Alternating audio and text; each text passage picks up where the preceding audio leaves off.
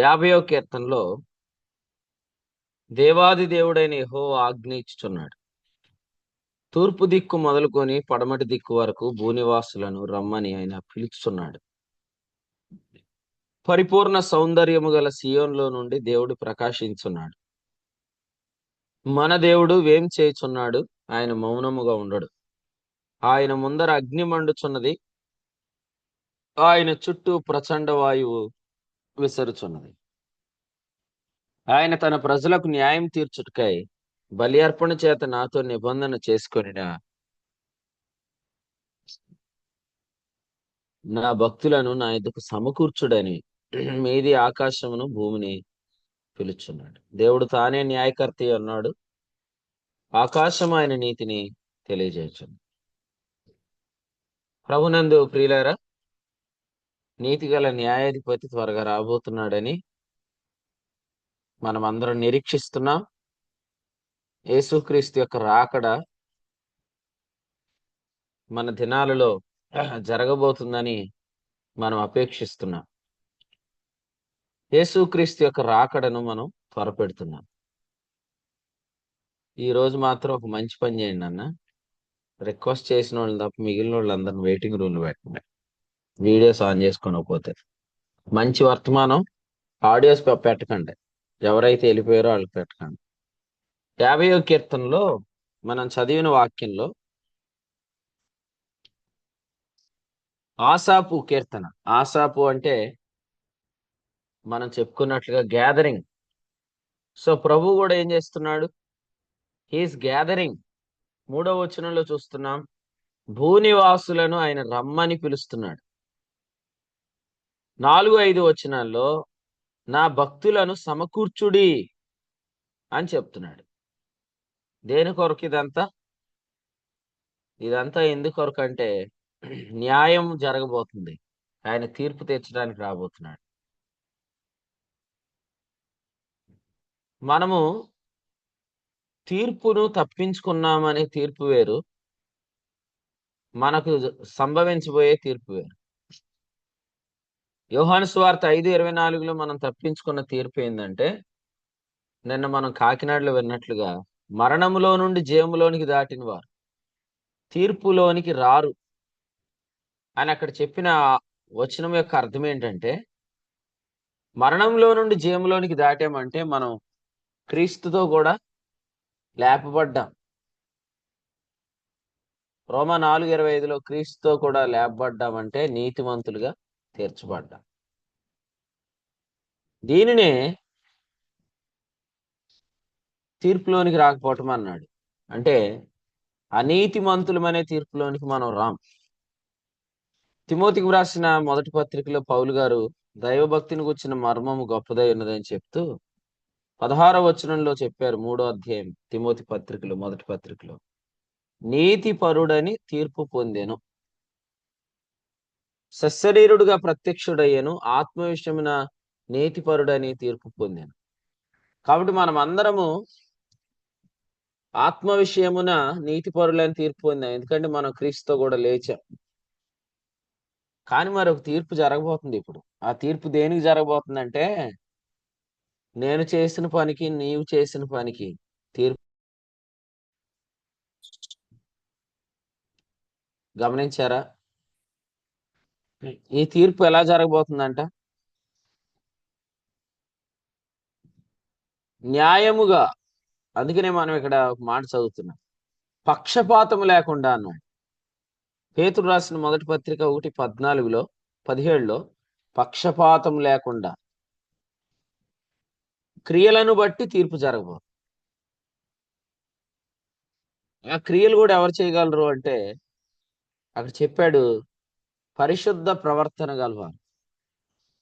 అవును, నిజమే. వాక్యాలు చెప్తున్నవన్నీ వెనకేసేసుకుంటున్నారంట. అంటే వాటిని తీసుకోవట్లేదంట. 50వ కీర్తనలో ఏం రాశాడంటే, నేను నీకు చెప్తున్న వాక్యం అంతా నువ్వు వెనక్కి పెట్టేస్తున్నావు అన్నాడు. కీర్తనల గ్రంథం 50వ కీర్తనలో ఇక్కడ రాస్తూ ఏం చెప్పాడంటే, చూడండి ఆ మాట. 17వ వచనంలో 2వ లైన్లో, నీవు నా మాటలను నీ వెనుకకు త్రోసివేసేదు అన్నాడు. అంటే వాటిని సీరియస్ గా తీసుకోవట్లే. వాటిని ఎందుకు సీరియస్ గా తీసుకోవట్లేదు అంటే అక్కడే చెప్పాడు, దిద్దుబాటు నీకు అసహ్యము అన్నాడు. అంటే నువ్వు సరిగ్గా లేవు, పరిశుద్ధంగా లేవు, నీ ద్వారా జరుగుతుంది దేవుని పని కాదు అనేది. ఎందుకంటే పరిశుద్ధత లేకుండా ఎవడు ప్రభువుని చూడ్డు కదా. హెబ్రీ పత్రిక 12:14లో పరిశుద్ధత లేకుండా ఎవడు ప్రభువుని చూడ్డు. కాబట్టి ఇది ఖచ్చితంగా నీకు చూపించిన పనేనా, నువ్వు చేస్తున్న పనేనా, ఇది ప్రభువు నీకు చూపించాడా? మనము 48వ కీర్తనలు అనుకుంటు కదా చదివాం వాక్యంలో. ఈ తలంపును మనం విన్నాం. 50వ కీర్తనలోనికి ఇప్పుడు మనం వచ్చాం. 48వ కీర్తనలో ఏముంది? పట్టణం. ఈ పట్టణం ఆయన చూపించి, ఆయన చెప్పిన, ఆయన చూపించిన మాదిరిలో, చూపించిన దేశంలో, చెప్పిన చోట, చూపించిన మాదిరిలో కట్టబడిన పట్టణం. ఆయన చూపించాడా? యోహాను 5:20లో ఏమన్నాడు? తండ్రి నాకు చూపించిన దాన్ని నేను చేస్తున్నాను అన్నాడు. ఆయన చూపించిన దేశమేనా? ఆదికాండం 12. ఆయన చెప్పిన చోటనేనా? ఆదికాండం 22. ఆయన చూపించిన మాదిరిలోనేనా? హెబ్రీ పత్రికలో 8వ అధ్యాయంలో చెప్పాడు. రాంబాబు గారు, your hair style is super అండి. ఏనండి, నేను మీ అర్థం దండి. 48వ కీర్తనలో ఏముంది?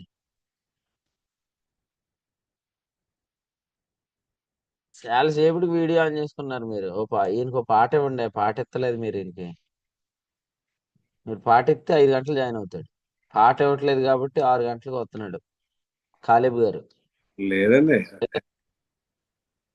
మాట్లాడట్లేదు ఏంటంటే మౌనవ్రతమా? 48వ కీర్తనలో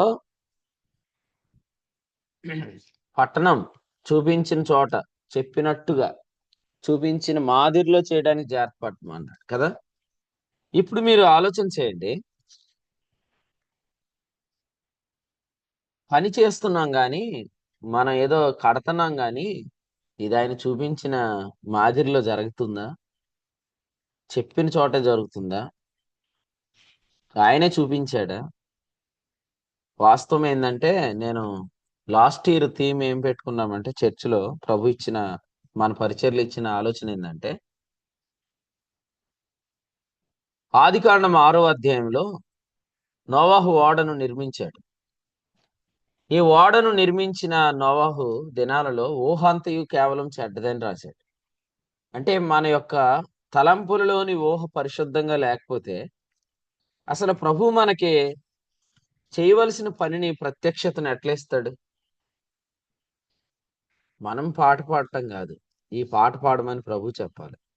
మనం వాక్యం చెప్పటం కాదు, ఈ వాక్యం చెప్పమని ప్రభు ఇవ్వాలి. మనం నిలబడటం కాదు, ఈ చోట నిలబడమని ప్రభు చెప్పాలి. ఆ పని మాత్రమే నిలబడుతుంది. ఆయన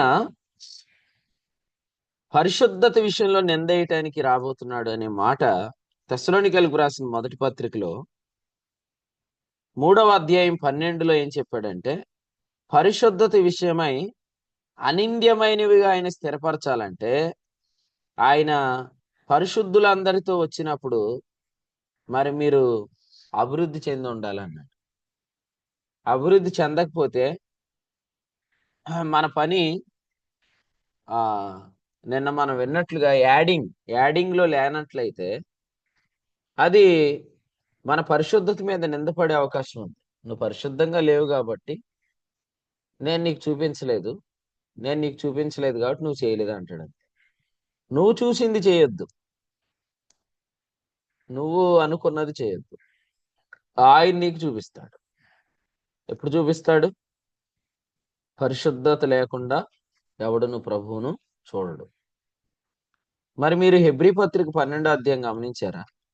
హెబ్రీలకు రాసిన పత్రికలో 12వ అధ్యాయంలో అసలు శిక్షణ జరుగుతున్నదే ఎందుకు? 12:14లో పరిశుద్ధ లేకుండా ఎవడు ప్రభువుని చూడడు అనే మాటకు ముందు 12వ అధ్యాయంలో ఏం చెప్పాడంటే, 10వ వచనంలో తన పరిశుద్ధతలో పాలు పొందవలెనని మన మేలు కొరకు ఆయన శిక్షణ చేస్తున్నాడు. అసలు శిక్షణ జరిగేదే పరిశుద్ధతను మనం ఫలించటానికి.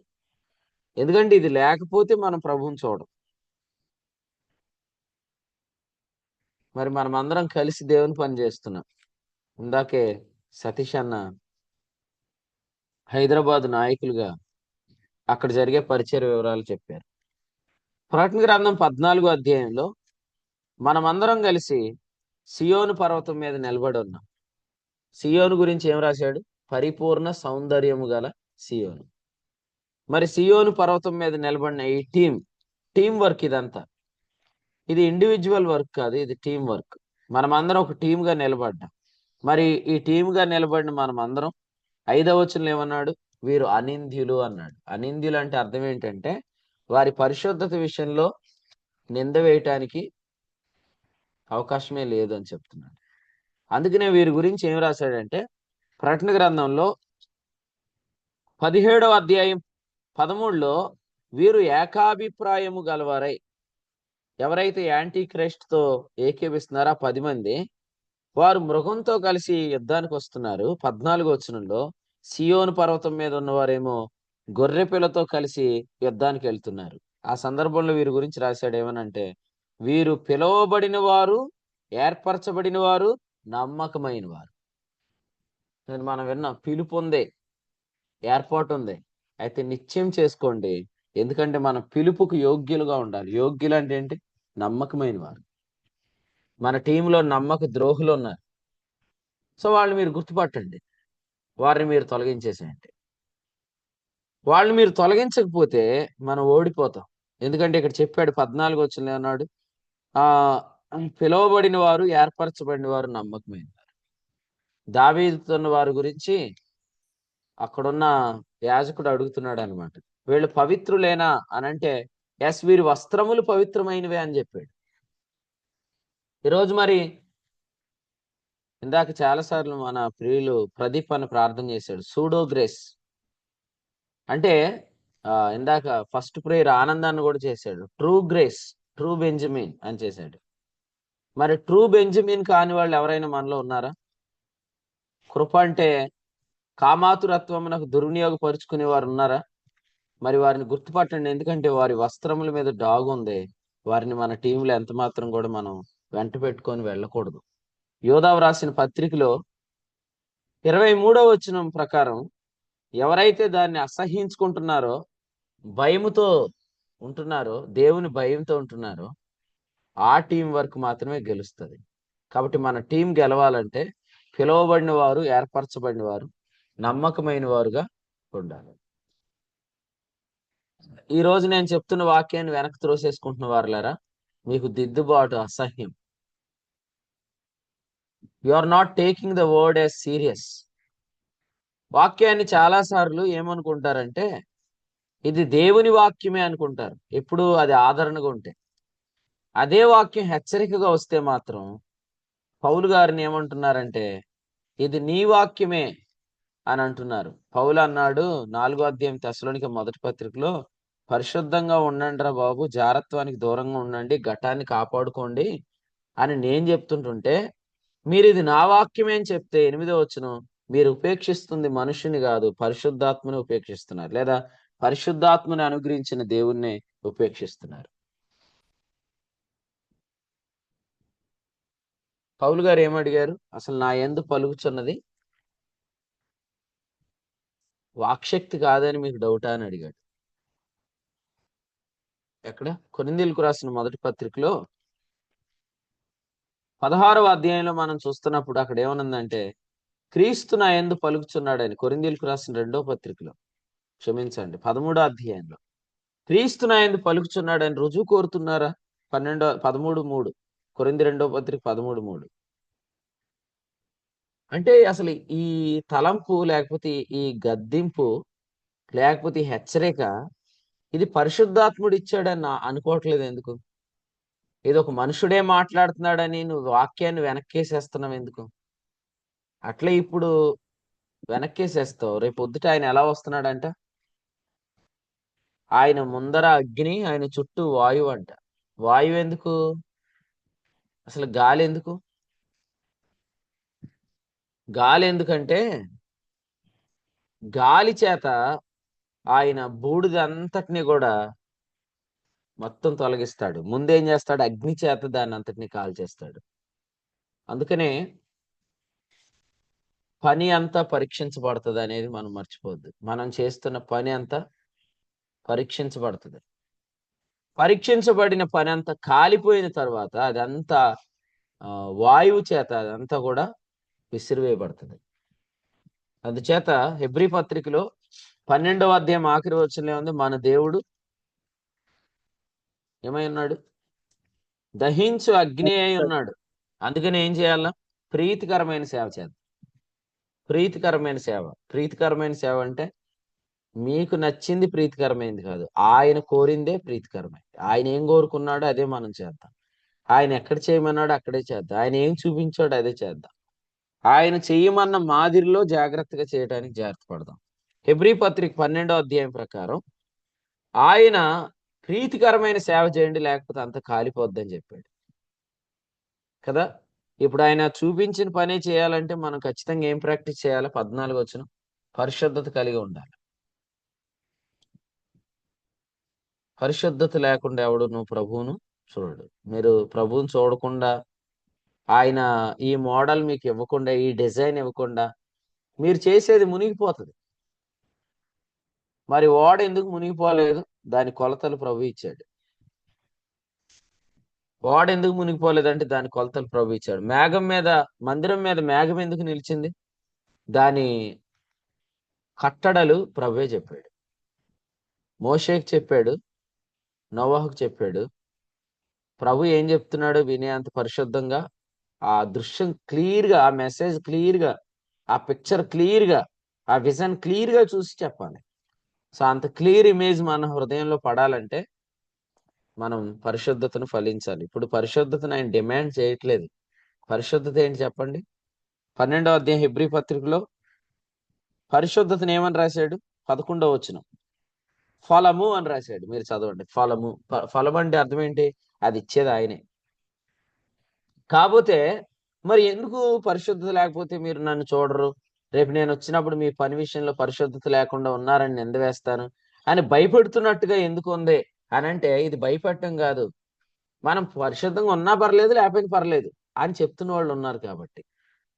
మనం పరిశుద్ధులం, పరిశుద్ధంగా ఉన్నా పర్లేదు, లేకపోయినా పర్లేదు అని చెప్తున్న వారు ఉన్నారు కాబట్టి పరిశుద్ధంగా ఉన్నా పర్లేదు, లేకపోయినా పర్లేదు అనేది రాంగ్ అని చెప్తున్నాడు. ఇంపార్టెన్స్ ఆఫ్ ది ఫ్రూట్ చెప్తున్నాడు కానీ he's not demanding the fruit. ఆయన పరిశుద్ధతను డిమాండ్ చేయట్లేదు, ఆయన పరిశుద్ధతను ప్రొడ్యూస్ చేస్తున్నాడు. ఆ పరిశుద్ధత యొక్క ఇంపార్టెంట్ ఏంటో చెప్తున్నాడు. ఎందుకంటే నీలో పరిశుద్ధంగా నువ్వు లేనప్పుడు నీకు దేవుని యొక్క ఉద్దేశాలు బయలుపరచబడవు.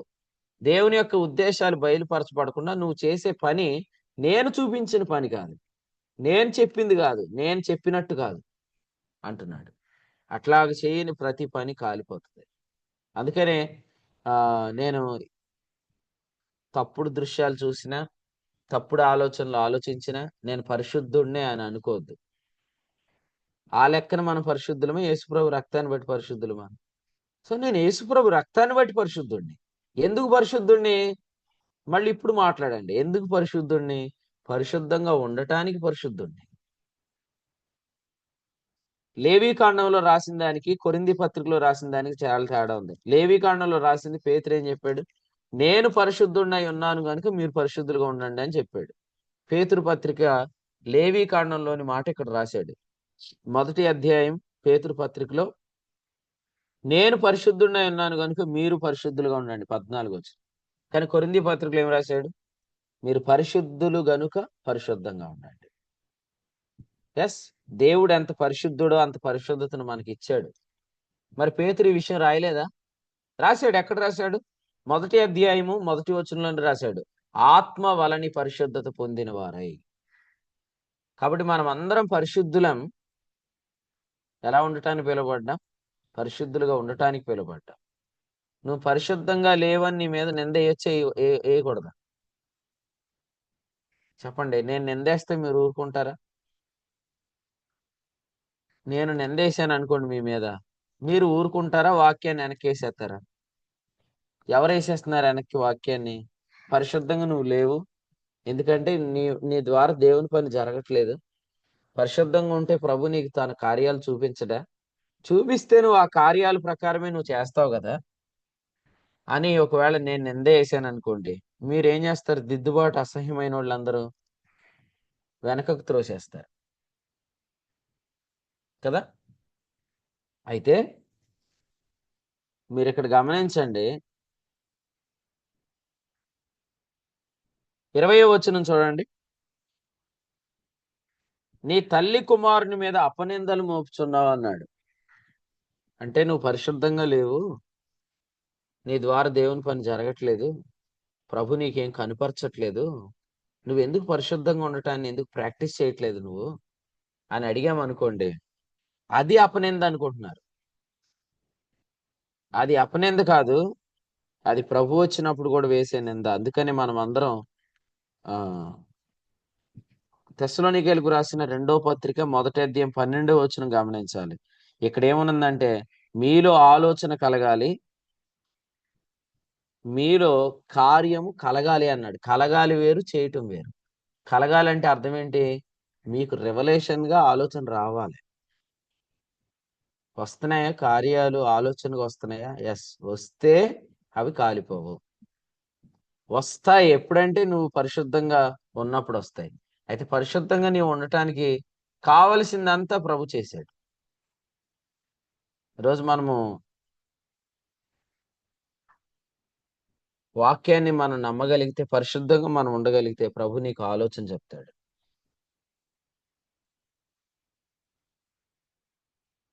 రైట్? అర్థమైంది కదండి. మనము అపవిత్రతను జరిగిస్తున్నాం అనుకోండి, వస్తాయి. దేవుని చిత్తం బయలుపరచబడుతుందా? మనం నిన్నే కదా చెప్పుకుంటున్నాం, నిన్న మొన్న చెప్పుకున్నాం. దేవుని చిత్తాన్ని ఇశ్రాయేలీయులు ఎలా తెలుసుకుంటారంటే వస్త్రము ద్వారా, ఏఫోదు వస్త్రము ద్వారా అని చెప్పుకున్నాం. మరి ఆ వస్త్రం మీద డాగు పడితే మనకు దేవుని చిత్తం ఎట్లా తెలిసిద్ది? కాబట్టి అన్న, ఆ, ఎంతవరకు చేస్తే తప్పు అన్నా అని మీరు అడగొద్దు. వాక్యంలో చాలా స్పష్టంగా ఉంది. తెస్సలోనికైలకు రాసిన 2వ పత్రిక 2వ అధ్యాయం 17లో, ప్రభువు మీకు సద్వాక్యం ఇవ్వాలి, సత్కార్యం జరిగించాలి. ఎందుకంటే దైవజనుని సిద్ధపరిచేది ఏది? దైవజనుడిని ఒక కార్యం కొరకు సిద్ధపరిచేది ఏది? దైవజనుడు అంటే మనం అందరం కూడా. మన కార్యం కొరకు సిద్ధపరిచేది ఏది? లేఖనం. ఉం? లేఖనం. లేఖనం. Very good. లేఖనం మనకు రావాలి, కలగాలి. సద్వాక్యం అని దానికి పేరు పెట్టాడు. దైవజనుడు సన్నద్ధుడై ప్రతి సత్క్రియకు పూర్ణముగా సిద్ధపడి ఉండునట్లు అన్నాడు. 3:16 తిమోతి 2వ పత్రిక. సద్వాక్యాలు వస్తున్నాయా? ఒక మంచి థాట్స్ వస్తున్నాయా దేవుని పని చేయమని?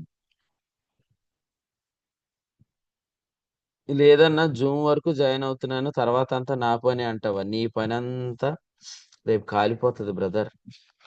సొంత కార్యాలు కాదు, యేసుక్రీస్తు కార్యాలు నువ్వేం చూస్తున్నావు? ఫిలిప్పీ 2వ అధ్యాయం 21వ వచనం. అందరూ తమ సొంత కార్యములనే చూచుకొనుచున్నారు గాని యేసుక్రీస్తు కార్యములను చూడరు. ఎంతమందికి నీ ద్వారా సువార్త ప్రకటించబడుతుంది? ఎంతమందికి నువ్వు సువార్త పరిచయ విషయంలో సహకరిస్తున్నావు? అసలు దీనికి ఎంత దూరం అయిపోయావో ఈ ఉదయకాలం, కారణం ఏంటో నువ్వు మనస్కరించాలి. గాని దయచేసి వాక్యాన్ని వెనక్కి వేసుకోకండి. వాక్యాన్ని వెనక్కి వేసుకొని రేపొద్దుట ప్రభు వచ్చినప్పుడు నింద పడనీయొద్దు. ఎందుకంటే ఇక్కడ చెప్పాడు, మీలో ఆలోచన కలగాలి, మీలో కార్యం కలగాలి, మీలో సద్వాక్యం కలగాలి, మీరు సత్క్రియ చేయాలి. మాత్రమే కాదు, మీరు పూర్ణముగా సిద్ధపడి ఉండాలి అని చెప్పాడు. కొరింథీయులకు రాసిన పత్రికలు ఏమన్నాడు? అకయ సిద్ధమైందని నేను చెప్పాను, మరి మాసిదోనియా వారు వస్తున్నారు చూసుకోండి. వాళ్ళు వచ్చినప్పుడు 9:4 కొరింథీ 2వ పత్రిక, మీరు సిద్ధపడని ఎడల. కొడుకు స్టార్ట్ అయిపోయింది, ఇంకా దుప్పటి కప్పుకొని నిద్రపోతున్నారు. మీరు సిద్ధపడని ఎడల కదా, ఓ ప్రక్క ముమ్మరంగా దేవుని పని జరుగుతుంటుంటే మీరు సిద్ధంగా లేరు. మీరు సిద్ధపడని ఎడల ఎందుకు లేదు తెలిసే సిద్ధపాటు మీలో? మత్తుగా ఉన్నారు మీరు. ఏ మత్తు? అపవిత్రత అనే మత్తు. అది చాలా ప్రమాదం. ఎందుకంటే ఆ, చాలా మంది పరిగెత్తుతున్నారు. మీరు చూసుకోండి. మీరు ఎవరినో చూసి పాడైపోకండి. ఏవో మాటలు మీరు చెవిని పెట్టుకొని మీరు మనసులు అపవిత్రపరుచుకొని దేవుని పని పోగొట్టుకోకండి. కారణం ఏంటంటే చాలా మంది యోగ్యులుగా, నమ్మకమైన వారుగా పరిశుద్ధ గ్రంథాన్ని పఠిస్తూ ప్రార్థన చేస్తూ చాలా జాగ్రత్తగా భయంతో గడుపుతూ దేవుని పని జరిగిస్తున్నారు. అందుకని ఇక్కడ ఏం చెప్పాడంటే, మీరు సిద్ధపడని ఎడల మాసిదోనియా వారు వస్తారు, సిద్ధముగా ఉండకపోవట చూస్తారు, అప్పుడు మీరు సిగ్గుపరచబడతారు. ఎస్, నేను సిగ్గుపరచబడతాను. ఎందుకంటే మరి నేనేం చెప్పాను? పౌలు అంటున్నాడు ఈ మాట. నేనేం చెప్పానంటే అకయ సిద్ధమైపోయిందని చెప్పాను అంటున్నాడు ఇక్కడ. అకయ సిద్ధమైపోయిందని నేను చెప్పాను. మరి అకయ అంటే కొరింథీ సంఘం ఉన్న ప్రాంతం. మాసిదోనియా అంటే ఫిలిప్పి, తెస్సలోనికలు సంఘాలు ఉన్న ప్రాంతం. వాస్తవం చెప్పాలంటే తెస్సలోనికలో ఉన్నవారు మాటి మాటికి అవసరం తీరుస్తున్నారు. వారి దాతృత్వం బాగుంది, కానీ అకయాలో దాతృత్వం లేదు. వారిని చూసి వీరు ప్రేరేపించబడ్డారు. చాలా సంతోషిస్తున్నాడు ఈ ప్రేరేపణ కలగటం. అయితే మరలా పాడైపోయే అవకాశం ఉంటుందిగా. అందుకనే ఇప్పుడు మళ్ళీ ఏమంటున్నాడంటే, మీరు నాతో ఒక మాట చెప్పారు, 5వ వచనం, మీరు నాతో ఒక మాట చెప్పారు, మరి దాన్ని ఇచ్చేటప్పుడు ఒకవేళ మళ్ళీ వెనక్కి తీస్తారేమో. మీరు నాతో ఒక మాట చెప్పారు, దాన్ని చేసేటప్పుడు వెనక్కి తీస్తారేమో. అందుకనే ముందే రాస్తున్నాడు ఏమనంటే, మేము రాబోతున్నాం, లేదా మీ సహోదరులు వస్తున్నారు, వచ్చినప్పుడు మీరు సిద్ధంగా ఉండేటట్టు చూడాలి.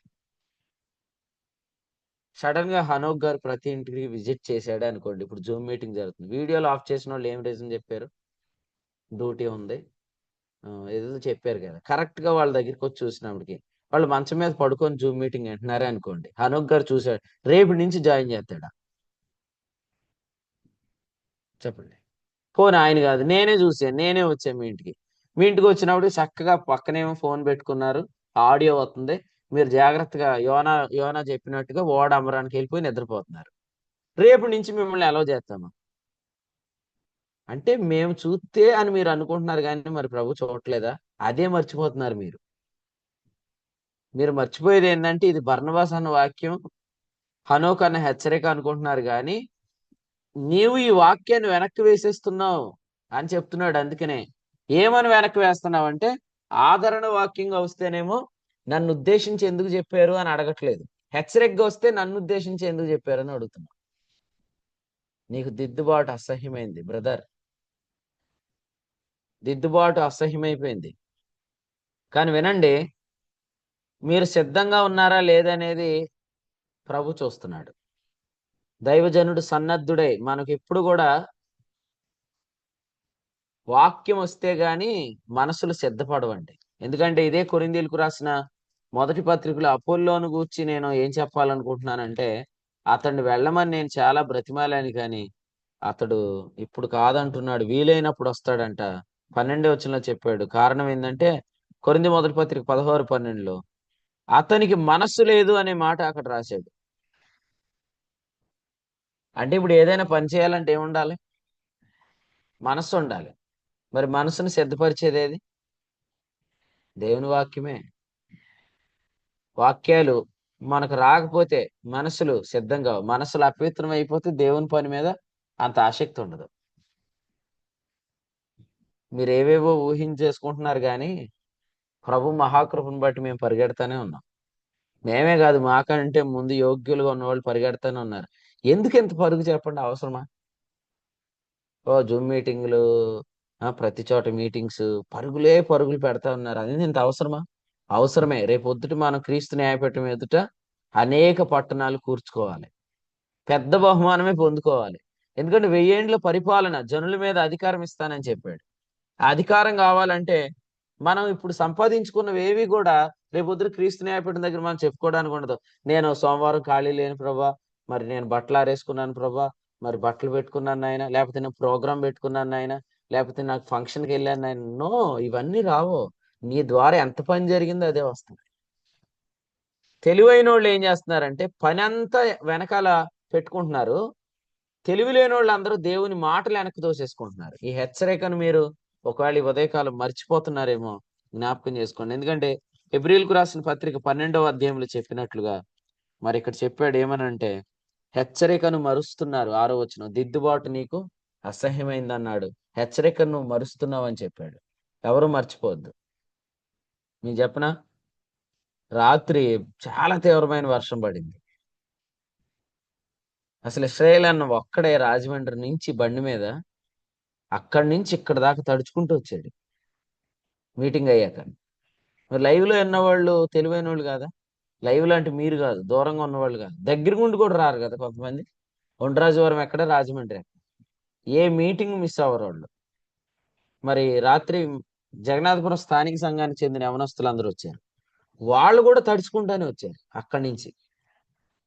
మేము పడుకున్న తర్వాత నాకు మధ్యరాత్రిలో పడుకునే ముందు మళ్ళీ నేను ఫోన్ చేస్తే, వచ్చారా అన్న అని అడిగితే, లేదు ఇంకా రాలేదు, ఇంకో 10 నిమిషాల్లో వస్తాం, వర్షం వచ్చిన ప్రతి చోట ఆగుతా ఆగుతా వస్తున్నామని.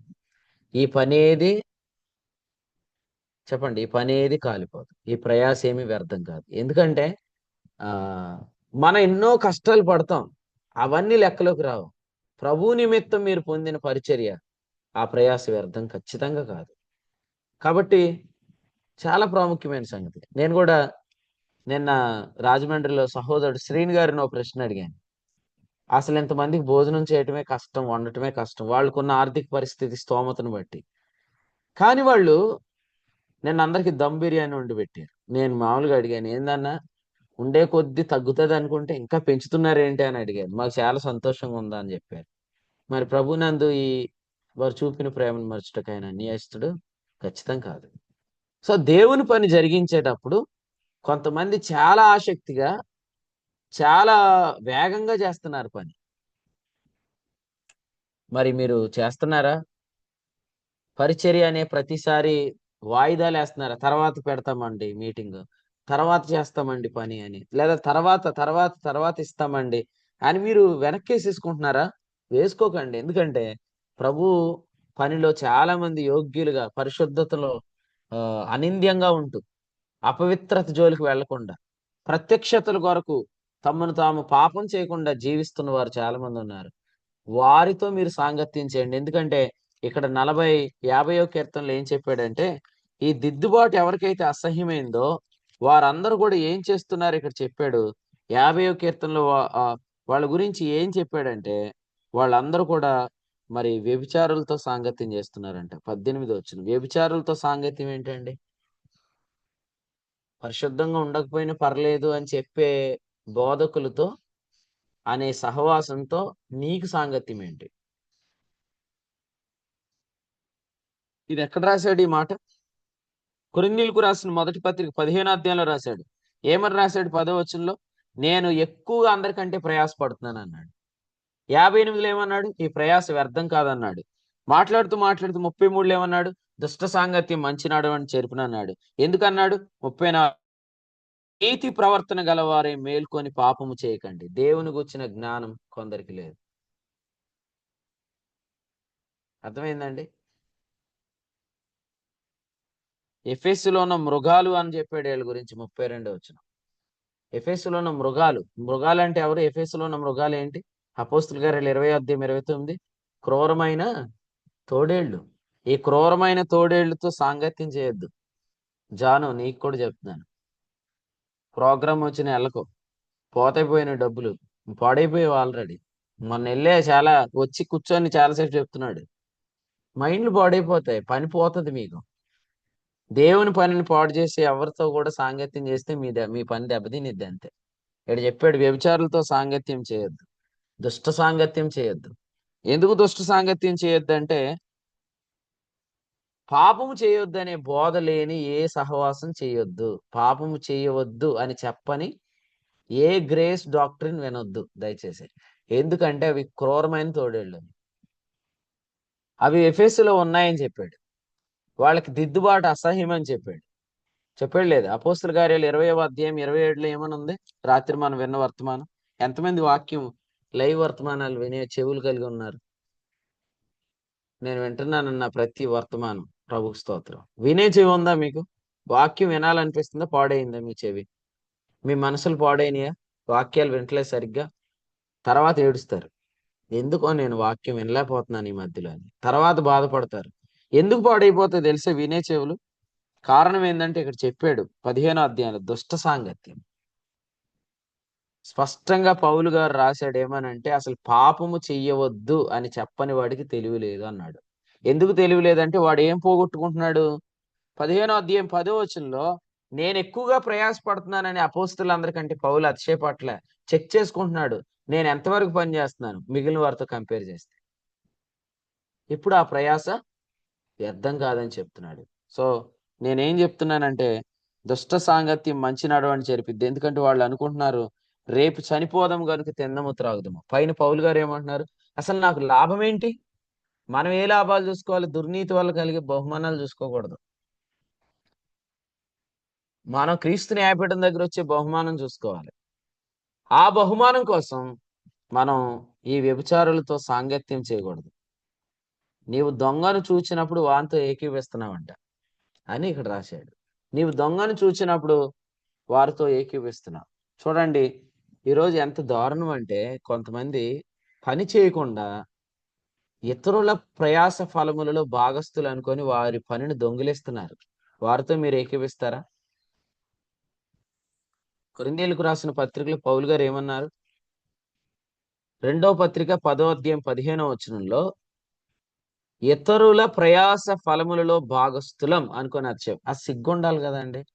ఇప్పుడు ఎవరో చేసిన పనికి మనం వెళ్ళి కింద మన పేరు రాసుకుంటే ఎంత అసలు ఎవడైనా వచ్చి "ఏయ్, నిజంగా ఇది నీ ప్రయాసేనా" అని అడిగితే ఎంత అవమానం, ఎంత సిగ్గు కదా. ఇటువంటి వారితో మీరు సాంగత్యం చేస్తున్నారా?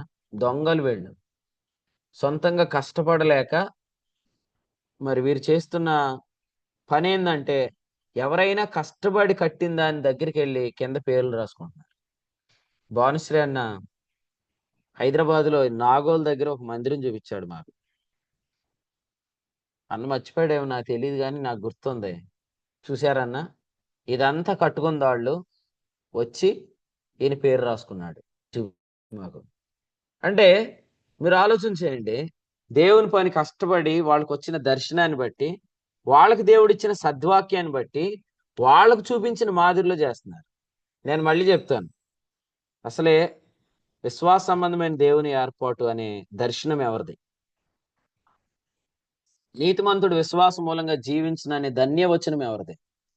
ఆ మాదిరిలో జరుగుతున్న పనిని దేవుడు చూస్తున్నప్పుడు ఆ పనిలో నీకు కూడా ప్రభు మేరను కొలిచి ఇవ్వాలి అని చెప్పాడు. ఇక్కడ 14వ వచనంలో లేదా 13వ వచనంలో దేవుడు నీకు కొలిచి మేర ఇవ్వాలి, కానీ దేవుడు కొలిచి మేర ఇవ్వకుండా నువ్వు దానిలో భాగస్థులు అనుకొని నువ్వు దానిలో అతిశయపడొద్దని ప్రేమతో తెలియజేస్తావు. కారణం ఏంటంటే, మనం ఎప్పుడైతే ఎలాగో పని చేస్తామో 11వ అధ్యాయం 13లో దొంగ అపోస్తులు ఉన్నారు, మోసగాండ్రకు పనివారు ఉన్నారు. దొంగలతో ఏకీపించకండి. ఇదంతా నువ్వే కష్టపడి కట్టేవా, నువ్వే ప్రయాసపడి సంపాదించావా అనేది ఇప్పుడు ఎవరైనా అడిగితే మాత్రం మనం సమాధానం నీకు చెప్పాల్సిన పని నాకు లేదు అంటాం. మరి ప్రభు అడగడా రేపొద్దుట? నిజం చెప్పు, ఇది నువ్వు నీ పనేనా? ఇది నీ ద్వారా జరిగిందా? ఇది నీ దర్శనమేనా? ఇది నేను నీకు చూపించానా? ఇది నీకు చూపించిన మాదిరేనా? ఎవరికో చూపించింది నువ్వు కడుతున్నావా? లేదా ఎవరో కట్టింది క్రిందకెళ్ళి నువ్వు పేరు రాసుకుంటున్నావా? దొంగలు ఉన్నారు జాగ్రత్త, వ్యభిచారులు ఉన్నారు జాగ్రత్త. వారితో వాళ్ళకి కష్టపడటం ఇష్టం ఉండదు. కష్టపడటం ఇష్టం ఉండదు. కానీ పౌలు గారు ఏం చెప్తున్నారంటే, చూడండి, కొరింథీయులకు రాసిన పత్రికలో ఆయన ఒక మాట చెప్పారు. ఈ మాట కొరింథీయులకు రాసిన 2వ పత్రిక 6వ అధ్యాయంలో 8వ వచనం చదవండి.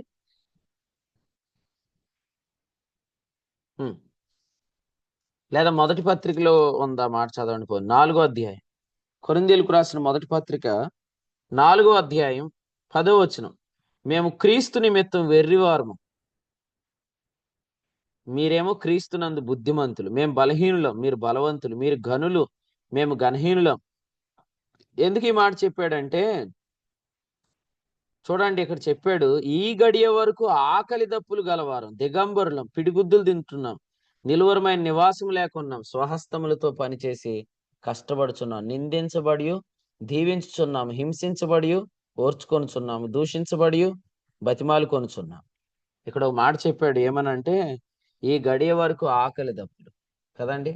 కొంచెం టైం లేట్ అయితే ఏంటి బ్రదర్, ఏంటి మీటింగ్కి పిలుస్తారు, టైంకి భోజనం పెట్టరు అని చాలా మంది బాధపడిపోతారు కదా.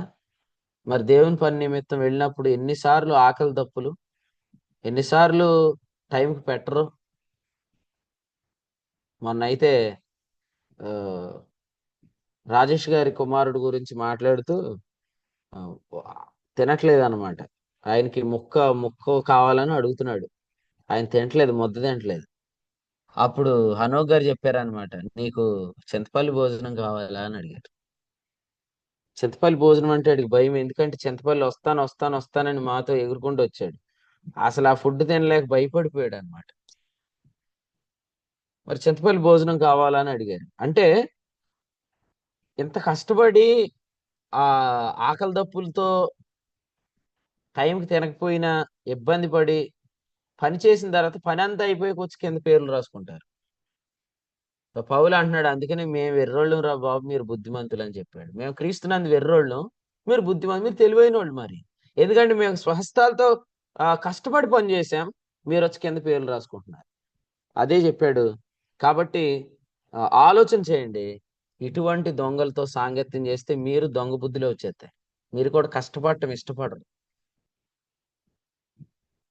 సో పునాది వేసినప్పటి నుండి మనం ఉంటే అప్పుడు మనకు నేర్పరి అయిన శిల్పకారుని వలె పునాది వేయటం అనే అనుభవం వస్తుంది అనమాట. 3వ అధ్యాయం 10వ వచనం కొరింథీ పత్రికలో, ఇప్పుడైతే మరి ఒకడు దాని మీద కడుతున్నాడు. అదే చెప్తున్నాడు. సరే, మేము పునాది వేసాము, ఇంకొకడు కడుతున్నాడు, కట్టేవాడు కూడా జాగ్రత్తగా కట్టండి అని పౌలు చెప్పాడు. కట్టేవాళ్ళు అవసరం లేదు, మేమే కడతాం అంటలేదు, కానీ అసలు పునాదిని మర్చిపోయి మూలాన్ని మర్చిపోయి అతిశయించే వాళ్ళు ఉన్నారు. వాళ్ళ గురించి 4వ అధ్యాయంలో ఏం చెప్తున్నాడంటే, ఆ 4వ అధ్యాయంలో మాట్లాడుతూ అన్నాడు, అతిశయిస్తున్న వారి గురించి మాట్లాడుతూ ఇక్కడ ఏమి చెప్పాడంటే, ఆ వచనం 8లో, మమ్మును విడిచిపెట్టి మీరు రాజులయ్యారు అనే మాట దగ్గర 7వ వచనంలో అన్నాడు, నీకు కలిగిన వాటిలో నువ్వు పొందనిదేది, పొంది ఉండి పొందనట్టు నీవు అతిశయింపనేలా అని చెప్పాడు కదా. ఎవరిని అడిగినా, బ్రదర్ అసలు ఈ వచనాలు ఎక్కడి నుంచి వచ్చినాయి, మీకు ఈ వివరాలు ఎక్కడి నుంచి వచ్చినాయి, ఈ తలంపు ఎక్కడి నుంచి వచ్చిందంటే అరేబియా దేశంలోకి వెళ్ళానని చెప్తున్నారు అందరూ. గలతీయులకు రాసిన పత్రిక 1వ అధ్యాయం తీసుకొని ఏం చెప్తున్నారు, నేను యెరూషలేముకు వెళ్ళలేదు, అక్కడున్న ఎన్నికైన వారితో, నాకు మొత్తం పౌలు గారిది కాపీ అన్నమాట. ఎన్నికైన వారు అంటే ఎవరు, బర్నబాస్ అన్న అనుకోండి. నేను జగన్నాథపురం వెళ్ళలేదు, నేను బర్నబాస్ అన్నని సంప్రదించలేదు, నన్ను ప్రభు పిలవగానే 14 సంవత్సరాలకి నేను బర్నబాస్ అన్న దగ్గరికి వెళ్ళాను, కానీ వెంటనే నేను అరేబియా దేశానికి వెళ్ళాను, దమస్కు పట్టణానికి వెళ్ళాను, అక్కడ ప్రభు నాకు నేరుగా ఈ రెవల్యూషన్ ఇచ్చాడు అని చెప్పుకుంటున్నారు. పొంది ఉండి పొందనట్టు అతిశయింపనేలా, పరుని వల్ల నీవు పొందనిది ఏది అని చెప్తున్నాడు. ఎందుకంటే ఈ దొంగ వేషాలు మనలోనికి రాకుండా చూసుకోవాలి. ఎందుకంటే మేము ప్రభు కొరకు కనిపెడుతున్నాం, మీరు ప్రభు కొరకు కనిపెడుతున్నారు. ఒకరోజు ప్రభు వస్తే తొందరగా ఆయన న్యాయం తీరుస్తాడని నేను కూడా కనిపెడుతున్నాను.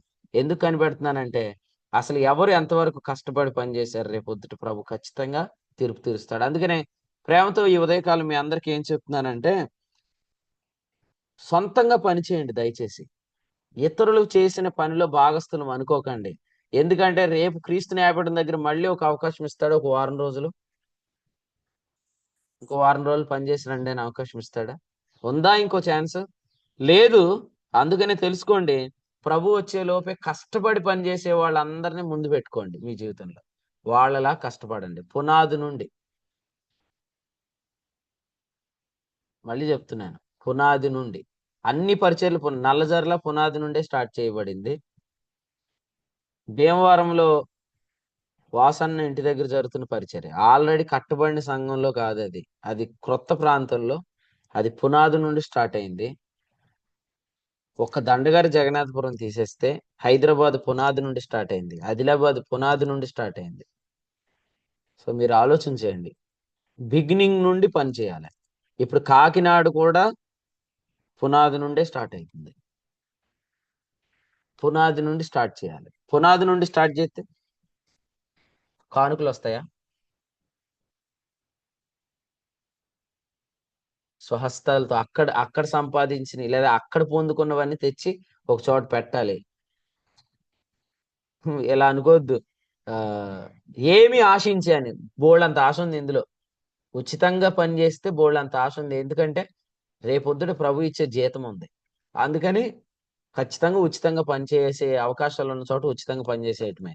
ఎందుకంటే అక్కడ ఖచ్చితంగా మనకు జీతం ఉంటది. ప్రభునందు మన పని వ్యర్థం కాదు. కాబట్టి మీరు తెలుసుకోండి, దొంగలతో సహవాసం చేయొద్దు, వ్యభిచారులతో సహవాసం చేయొద్దు. ఎందుకంటే వారికి దిద్దుబాటు అసహ్యం, వారు మాటలను వెనకకు త్రోసివేస్తారు. అయితే వినండి, నేను రాత్రి చెప్పిన వాక్యం ఎంతమంది విన్నారో నాకు తెలియదు, కానీ మీరు ఎవరైనా వినకపోతే ఖచ్చితంగా వినండి. ప్రతి వర్తమానం క్రింద మీరు వింటున్నారంటానికి సూచనగా కామెంట్ సెక్షన్ లో మీరు విన్నది మీకు అర్థమైంది రాయండి. పారాగ్రాఫ్లు వద్దు, సారాంశం రాయండి. ఓకేనా? వచనముల భావం, ఉపదేశ సారం, ఈ రెండు రాయండి. ప్రతి ఒక్కరు రాయండి. ఈ ఉదయం కూర్చుని మీరు అందరూ కూడా ఎంతమంది లైవ్ వింటున్నారో, నేను వింటున్నాను అంటానికి సూచనగా, మీరు టీవీలో వినేవాళ్ళు చాలా మంది ఉన్నారు. టీవీలో విన్నప్పుడు మీరు కామెంట్ చేయడానికి ఉండదు కదా, అందుకని మీటింగ్ అయిపోయినాక ఆ మెసేజ్ క్రింద రాయండి. అప్పుడు ఎక్కువ మంది అది చదివి కూడా వింటారు. అయితే రాత్రి వర్తమానంలో ఒక మాట మనం చెప్పుకున్నాం. అదే మాట ఈ ఉదయకాలం 50 కీర్తనలో వచ్చింది. అది నాకు చాలా ఆశ్చర్యం అనిపించింది. అదేంటంటే ఇక్కడ ఒక మాట చెప్పాడు. ఏం చెప్పాడు? 16వ వచనం చూడండి. నా కట్టడాలు వివరించుటకు నీకేమి పని అన్నాడు కదా. రాత్రి నేను దీన్ని ప్రభు నాకు ఇచ్చిన ఆలోచన బట్టి ఏం చెప్పానంటే, అసలు ఈ పని చేయడానికి నిన్ను లోపలికి ఎవడు రమ్మన్నాడు అని చెప్పాను. మలాకి గ్రంథం తీసుకొని మొదటి అధ్యాయంలో, నా బలిపీఠం మీద నువ్వు అగ్ని రాజు పెడుతున్నావే, నిన్ను అగ్ని రాజు పెట్టమని నిన్ను అసలు లోపలికి ఎవడు రానిచ్చాడు అని అడిగాడు. సో ఇక్కడ కూడా ఏం చెప్పాడు? నా కట్టడాలు వివరించటకు నీకేం పని. ఇది ఎట్లా ఉందంటే, దేవునికి ఎంప్లాయీస్ ఎవరు లేరు, ఆయన ఆఫీసులో పనివారు ఎవరు లేరు, నేను ప్రసంగం చేయకపోతే ఆయనకి పాపం గడవదు అన్నట్టు నువ్వు ప్రసంగాలు ఎందుకు చేస్తున్నావు, అసలు నా నిబంధన నీ నోట ఎందుకు వచ్చిస్తున్నావు అని అడుగుతున్నాడు ఆయన. అంటే ఈరోజు మనం ప్రసంగాలు చేసి దేవుని పని అనుకుంటున్నాం కదా, రేపొద్దు ప్రభు ఏమడుగుతాడు తెలుసా? అసలు నా కట్టడాలు వివరించడానికి నీకేం పని అడుగుతాడు. ఎవరితో మాట్లాడుతున్నాడు ఇదంతా? భక్తిహీనులు. ఎవరి భక్తిహీనులు? 17వ వచనం. ఎవరికైతే దిద్దుబాటు అసహ్యంగా ఉందో వారే భక్తిహీనులు. ఎవరైతే దొంగలుగా ఉన్నారో వారే భక్తిహీనులు.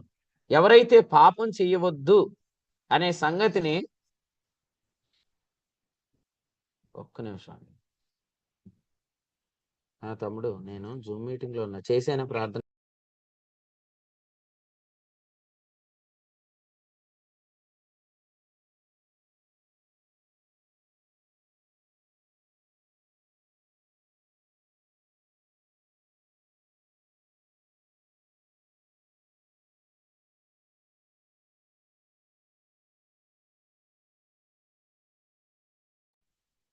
వినండి, ఇక్కడ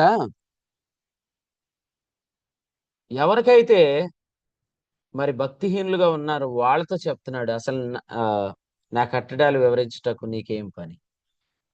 అహరోన్ అన్న అడుగుతాడు ప్రభు మనల్ని, ఆ ఊరు నిన్నెవరు వెళ్ళమన్నారు, వేముల వాడలో నువ్వెందుకు నిలబడ్డావని నన్ను అడుగుతాడు అడగడా? లేదు ప్రభు, నాకు చాలా భారం ఉంది ప్రభు అంటే, నీకు భారం నేను కలిగించలేదు, నువ్వే వెళ్ళిపోయావు అని అడుగుతాడు అడగడా? ఆయన పంపించకపోతే అడుగుతాడు. అందుకనే నేనేం చెప్తున్నానంటే మీకు, ఆయనకి ఏదో అందరు తక్కువైపోయారని నువ్వు కూడా మైకట్టుకుని వాక్యం చెప్పేయద్దు. ఆయనకి ఎవరు లేరని నువ్వు ప్రసంగాలు చేయదు. ఫస్ట్ నీకు దిద్దుబాటు అసహ్యమైనప్పుడు నా కట్టడలు వివరించడానికి నీకేం పని అని చెప్పాడు. ఇంకోటి చెప్పాడు తెలుసా? అసలు వాడిని లోపల రానికుండా తలుపేయమని చెప్పాడు మలాకి గ్రంథంలో. అంటే ప్రభు మీరు అనుకున్నట్టు లేడు బ్రదర్. సిస్టర్, అర్థమైందా వాక్యం?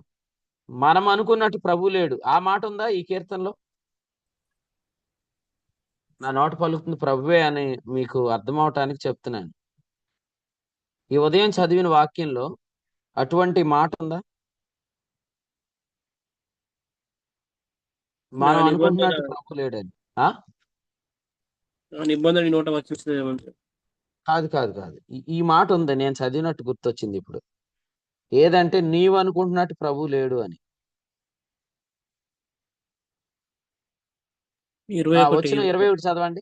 21 వచ్చిన రెండో లైన్. అందుకు నేను కేవలం నీ వంటి వాడనని నీవు అనుకుంటివి. అది చూసారా, నా నోట ప్రభువే పలుకుతున్నాడు అంటానికి రుజువు ఇదే. నేను మళ్ళీ చెప్తున్నాను, మీరు అనుకుంటున్నట్టు ప్రభు లేడు.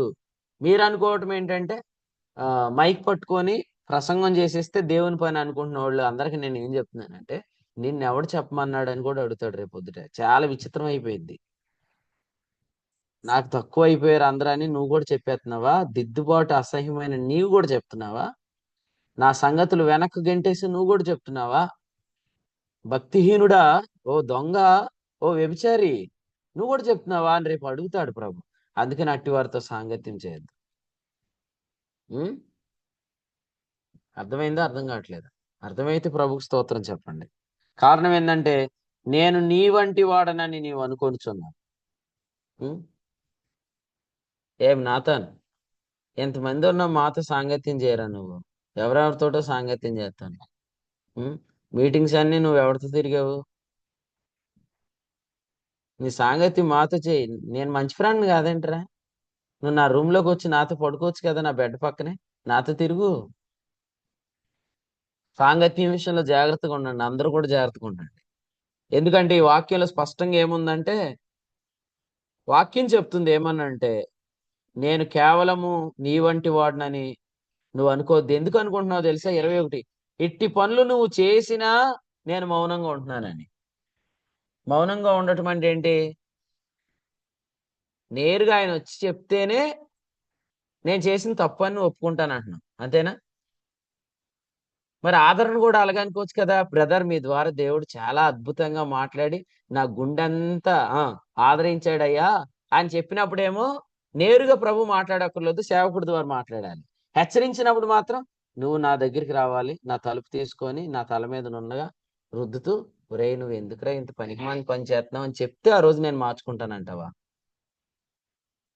అంటే ఇప్పుడు మాట్లాడేది బర్నబాస్ అన్న, అప్పుడు మాట్లాడింది ఎవరు చెప్పండి? ఆదరించేటప్పుడు మాట్లాడేది బర్నబాస్ అన్న, హెచ్చరిక వచ్చినప్పుడు మీరు నా గురించే చెప్తున్నారు, మీరు నన్ను ఉద్దేశించి చెప్తున్నారు అంటే దాని అర్థం ఏంటి? ఇప్పుడు ప్రభు మౌనంగా ఉన్నాడు, బర్నబాస్ అని మాట్లాడుతున్నాడు ఆయన. ఇప్పుడు ఏం చెప్పాడు తెలుసా? నీ కన్నులు ఎదుటి ఈ సంగతులను వరుసగా ఉంచి గద్దిస్తానని చెప్పాడు. ఈ ఉదయం అలాగే అనిపిస్తుందో వాక్యం? వరుసగా పెట్టి కొట్టేస్తున్నాడు రా బాబా అన్నయ్య అని. ఇది నేను కాదు, ప్రభువే చెప్తున్నాడు. నీకు అర్థమవుతుందా? నీ కన్నుల ఎదుటి ఈ సంగతులు వరుసగా పెట్టి గద్దిస్తున్నాడు. జాను జాన్ ఇందాక ఏదో అన్నాను నేను కదా, అప్పటి నుంచి కొంచెం జాన్కి లోపల కొంచెం ఇంతకు ముందు కంటే హార్ట్ బీట్ కొంచెం స్పీడ్ కొట్టుకుంటది.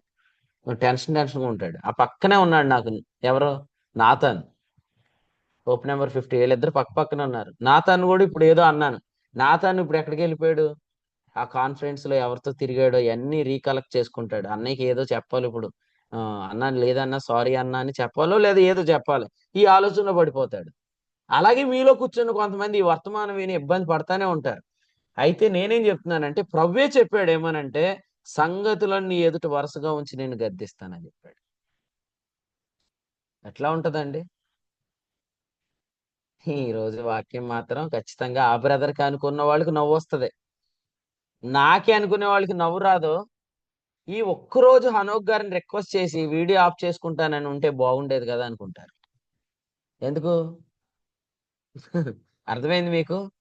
ఆఫ్ చేసుకున్న వాళ్ళు మేము ధన్యులం అనుకుంటున్నారేమో, మీరు ధన్యులేం కాదు, మీ ఫేస్లన్నీ దేవునికి కనబడుతున్నాయి.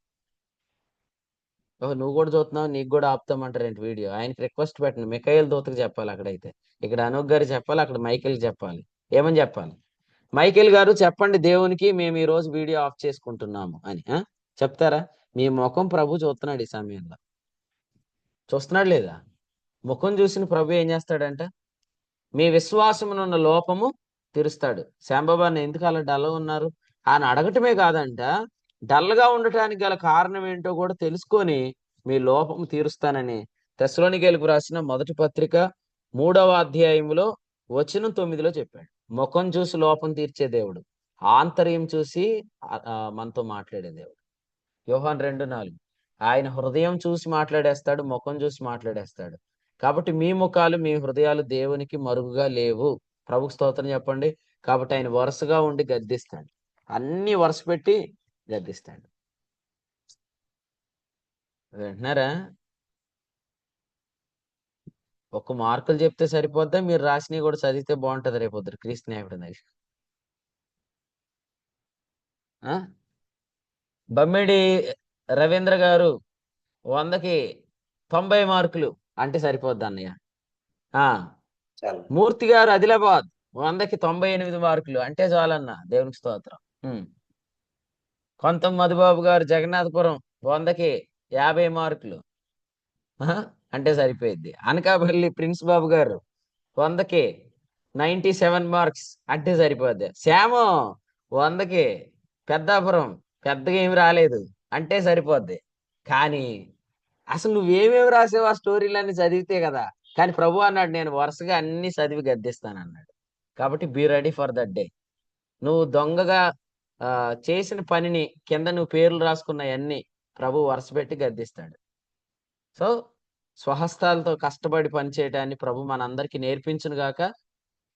అలా చేయాలంటే మాత్రం పరిశుద్ధంగా ఉండాలి. ఎందుకు ఉండాలంటే పరిశుద్ధంగా లేకపోతే ప్రభు మనకి ఎక్కడ చేయాలో చెప్పడు. ఎవరైనా చేసిన దానిలోకి దూరమని మాత్రం దుష్టులు చెప్తారు. ఆ పని మాత్రం మీరు చేయకండి. ఇక్కడ నిన్న ప్రిన్స్ అన్న ఒక స్టేటస్ పెట్టారు. అంటే ఆయన పని నిజంగా నువ్వు పిలువబడ్డావా అనేది, అదే కదన్నా పెట్టారు. నిజంగా నేను మీ స్టేటస్ చూశాను, చాలా సంతోషం అనిపించింది. ఇంతకీ నేను నిన్న కాకినాడలో కూడా వర్తమానం అందించడానికి కూర్చుంటే ప్రభు అదే మాట్లాడాడు, నీ పిలుపును నీ ఏర్పాటును నిశ్చయం చేసుకో అని చెప్పాడు. కాబట్టి మనం నిజమే మనము పిలువబడిన వాళ్ళం కాబట్టి కొంచెం మీరు అందరికీ వందనాలు చెప్పి బతిమాలుతున్నాను. కొంచెం నాజీరు చేయబడ్డారు, ప్రత్యేకంగా ఉండండి. మీరందరికి పిలుపులు ఉన్నాయి, మిమ్మల్ని అందరు దేవుడు పిలిచాడు. ద్రాక్షవల్లి నుంచి వచ్చింది ఏది తినొద్దన్నాడు. ఎవరిని? సంసోనుని కాదు. సంసోను వాళ్ళ అమ్మనే చెప్పాడు. సంసోను వాళ్ళ అమ్మనే చెప్పాడంటే అర్థం ఏంటి? మన అమ్మలు కూడా మనల్ని పాడు చేసేస్తారు. పాడు చేసేసి, ఒరే ఈ ఆదివారం వాళ్ళని వదలకరా, నువ్వు ప్రసంగం చెప్పినప్పుడు ఒక 5 నిమిషాలు వాళ్ళ గురించి చెప్పు అని చెప్తారు అమ్మలు. అందుకని అమ్మలు కూడా ఏం చేయాలి? అమ్మలు కూడా ప్రత్యేకంగా ఉంచాలి.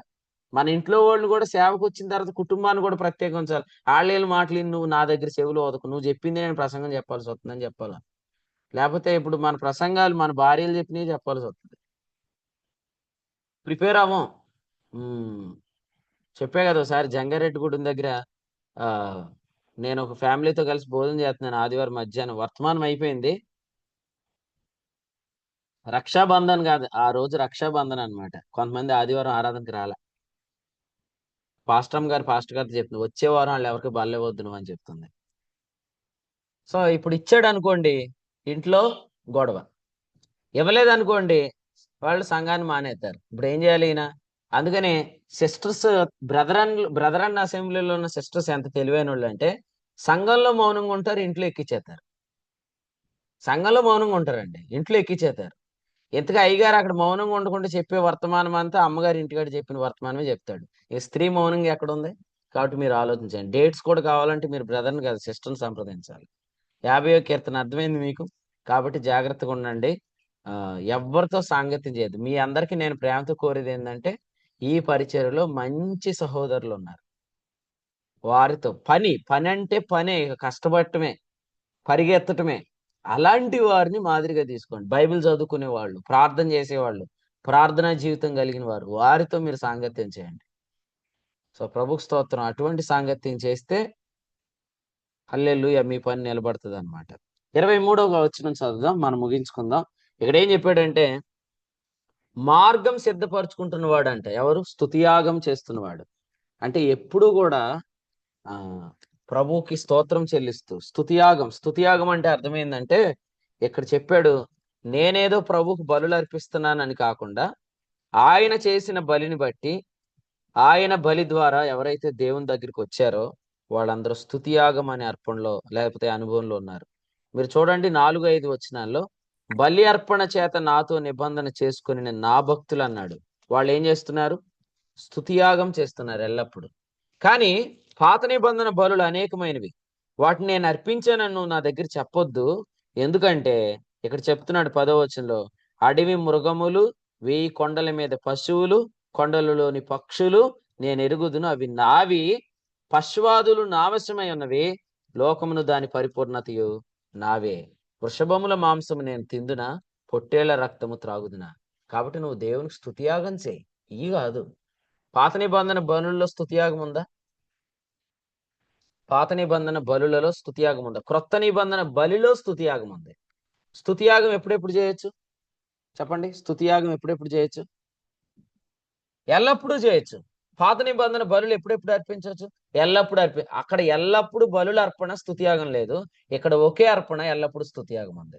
మీరు వివరాలు కావాలంటే హెబ్రీలకు రాసిన పత్రిక 13వ అధ్యాయం. హెబ్రీ పత్రిక 13వ అధ్యాయంలో ఏం చెప్పాడు? మనకు ఒక బలిపీఠం ఉన్నది, దాని సంబంధమైన వాటిని తినుట గుడారంలో సేవ చేయవారికి అధికారము లేదు. 10వ వచనం, అది అనేక బలులకు చెందిన బలిపీఠం కాదు. కానీ అక్కడ ఏం జరుగుతుందంట? 15వ వచనం, ఎల్లప్పుడూ స్తుతియాగం జరుగుతుంది, అనగా మనం ఆయన నామముని ఎల్లప్పుడు ఒప్పుకుంటున్నాం. నిజంగా ఈ దినాల్లో మనం వింటున్న వర్తమానం ఏంటి? ఆయన ప్రభు అని మనం ఎల్లప్పుడూ ఒప్పుకుంటున్నాం. యేసు క్రీస్తు ప్రభువు, యేసు క్రీస్తు ప్రభువు. ఈ మాట మనం ఎల్లప్పుడూ ఒప్పుకుంటున్నాం. మనం ఎల్లప్పుడూ స్తుతియాగం చేస్తున్నాం. బలి ఎన్నిసార్లు? ఒక్కసారే. స్తుతియాగం ఎన్నిసార్లు? ఎల్లప్పుడు. పాత నిబంధనలో బలులు ఎన్నిసార్లు? ఎల్లప్పుడు. స్తుతియాగం ఎన్నిసార్లు? ఒకసారి. స్తుతియాగం లేదా అందులో? స్తుతియాగమే లేదు అందులో. ఒకసారి అంటున్నాను పొరపాటున. స్తుతియాగం లేదు అందులో. ఎందుకంటే స్తుతియాగం అంటే ఏంటి? నువ్వు నన్ను పాపము నుండి విమోచించి నీతికి దాసుడిగా చేసావు, ఇందుకు స్తోత్రం అని చెప్పడం స్తుతియాగం. ఇక్కడ అసలు మనం నీతిమంతులు అయ్యిందే లేదు పాత నిబంధన బలిలో. ఇంక మనం స్తుతియాగం ఏం చేస్తాం? కానీ క్రీస్తు న్యాయపీఠం దగ్గరికి వచ్చి చెప్తున్నారంటే ఏమని? మేము బలులు అర్పించామని. ప్రభు చెప్తున్నాడు, క్రీస్తు న్యాయపీఠం దగ్గర లెక్కించబడే నీ బలులు కాదు, నీ స్తుతియాగం. ఎందుకంటే అక్కడ ఏం చెప్పాడు? అసలు క్రీస్తు న్యాయపీఠం జరిగేది భూమి మీదనా ఆకాశ మండలంలోనా చెప్పండి? క్రీస్తు న్యాయపీఠం జరిగేది భూమి మీదనా ఆకాశంలోనా? ఎక్కడ జరిగింది? భూమి మీద సార్. ఆకాశ మండలంలో. వెరీ గుడ్ కదా. ధవళ సింహాసనపు తీర్పు ఎక్కడ జరిగింది? వైట్ థ్రోన్ జడ్జిమెంట్ ఎక్కడ జరిగింది? అనా? భూమి మీద. ఓకే. మీరు ఒకసారి బైబిల్ పరిశీలన చేయండి. ధవళ సింహాసనపు తీర్పు జరిగేట ముందు మీకు భూమి ఆకాశాలు గతిస్తాయి. భూమి ఉండదు, ఆకాశం ఉండదు. ఓకేనా? ఈ పాయింట్ పట్టుకోండి. వైట్ థ్రోన్ జడ్జిమెంట్ కి ముందే భూమి ఆకాశాలు గతిస్తాయి. కాబట్టి అది ఎక్కడ జరిగిద్ది అని అంటే భూమి అని చెప్పలేం, ఆకాశం అని చెప్పలేం. కానీ బేమా సీట్ ఆఫ్ క్రైస్ట్, కొరింథీ 2వ పత్రిక 5:10 జరిగేది ఆకాశంలో. ఈ కీర్తనలో ఆకాశాన్ని ఏమని చెప్పాడు? చదివారు కదా. చదివినప్పుడు మీరు గమనించలేదా? ఈ కీర్తనలో ఆకాశాన్ని ఏమని చెప్పాడు? ఆయన నీతి. నీతి నీతి. Very good. అంటే ఇది నీతికి జరిగే తీర్పు కాదు, ఎందుకంటే ఇది జరిగేది అక్కడ. ఇది నీతికి జరిగే తీర్పు. నీతి అనుకోండి, మీరు బలుల గురించి చెప్పవచ్చు, కానీ ఇది నీతి గురించి కాదు. జరిగేది మీరు జరిగించిన పని గురించి జరగబోతుంది తీర్పు. జరిగించిన పని గురించి జరగబోతుంది కాబట్టి అగ్నితో వస్తున్నాడు, వాయువుతో వస్తున్నాడు. అక్కడ మీ స్తుతియాగం పరీక్షించబడుతుంది. స్తుతియాగం పరీక్షించే దగ్గర బలుల గురించి చెప్తారు ఎందుకు? అప్పుడు ఏమంటాడు తెలుసా? నువ్వు అర్పించిన బలులు ఎవరివి? అవన్నీ ఆ పక్షులు, ఆ పశ్వాదులు, ఆ వృషభములు, అవన్నీ నావి కదా. ఆ పశువులన్నీ ఆ కొండ మీద ఉన్నవన్నీ నాయి కదా అంటాడు అన్నమాట. కాబట్టి క్రీస్తు న్యాయపీఠం దగ్గర నీతిమంతులు అవటానికి చేసే ఏ పని పరీక్షించబడదు. నీతిమంతులు అయ్యాము అని నిశ్చేతలో జరిగే పని పరీక్షించబడుతుంది. అది ఎల్లప్పుడూ చేసే స్తుతియాగం. కాబట్టి స్తుతియాగం చేసుకునేవాడు మార్గాన్ని ఏం చేస్తున్నాడు? గట్టిగా చెప్పండి అందరూ. స్తుతియాగం చేసేవాడు తన మార్గాన్ని సిద్ధపరచుకుంటున్నాడు. మీరందరూ మార్గాన్ని మార్గాలు మూసేసుకోవద్దు దయచేసి. నేను వందనాలు చెప్పి మిమ్మల్ని బతిమాలుతున్నాను. దయచేసి మీ పనిని మీరు పాడు చేసుకోకండి. ఆదికాండం 6వ అధ్యాయంలో వాళ్ళు ఏం చేశారు? తమ మార్గములను చెరిపివేసుకున్నారు. కానీ మీకు ఈ ఉదయకాలం చెప్తున్నాను, మార్గాలు సిద్ధం చేసుకోండి. యెహోషువ గ్రంథం 1వ అధ్యాయం. దేవుని వాక్యం దివారాత్రము ధ్యానించి మార్గాన్ని వర్ధిల్లింప చేసుకోండి. 2 పదాలు. 1 మార్గము స్తుతియాగం ద్వారా సిద్ధపరచుకోండి. 2 వాక్య ధ్యానం ద్వారా మార్గాన్ని మీరేం చేస్తారు? మార్గాన్ని ఏం చేస్తారు? వర్ధిల్ల చేసుకోండి. అంటే ఇప్పుడు వన్ వే ఉంది, కానీ కాకినాడ చూడండి. కాకినాడలో మేము మొట్టమొదటి అడుగు పెట్టినప్పుడు మేము ఏం చెప్పుకున్నాం తెలుసా? ఈ మార్గాన్ని ప్రభు వర్ధిల్లింప చేస్తాడని. ప్రభు మహాకృప ఏంటంటే ఇప్పుడు కాకినాడలో శరవేగంగా పని జరుగుతుంది. టౌన్లోనికి వెళ్ళటానికి దేవుడు పెద్ద మార్గాలు ఏర్పాటు చేస్తున్నాడు. అది ఎప్పటి నుంచో జరిగి ఉండొచ్చు, కానీ అది మన కొరకే సిద్ధమవుతుంది అనేది మాత్రం సత్యం. ప్రతిదీ ప్రభు తన పిల్లల కొరకు సిద్ధపరుస్తాడు. కాబట్టి మేము కూడా భీమవరం వెళ్ళినప్పుడు ఆరాధనకు చాలా ఆలస్యం అయిపోయేది గేట్ దగ్గర. ప్రభు సహాయం చేశాడు. ఈరోజు అండర్ పాస్ ఇచ్చాడు. ఎప్పుడు? ఈ ఆరాధన కూడికి స్టార్ట్ చేసినప్పటి నుంచి అండర్ పాస్ ఇచ్చేసాడు. ఇప్పుడు అసలు అక్కడ లేటే జరగట్లేదు. నిడదవోలులో కూడా దేవుడు ఇప్పుడు ప్రభు మహాకృపను బట్టి మా ఊరికి రాజమండ్రి బస్సులన్నీ మా ఊరి మీద నుంచి వెళ్తున్నాయి. ఎందుకు డైవర్ట్ చేశారంటే నిడదవోలులో ఫ్లైఓవర్ కడుతున్నారు కాబట్టి. ఆ ఇంకా చెప్పాలంటే కోరుమావుడి మీదకైనా వస్తున్నాయి.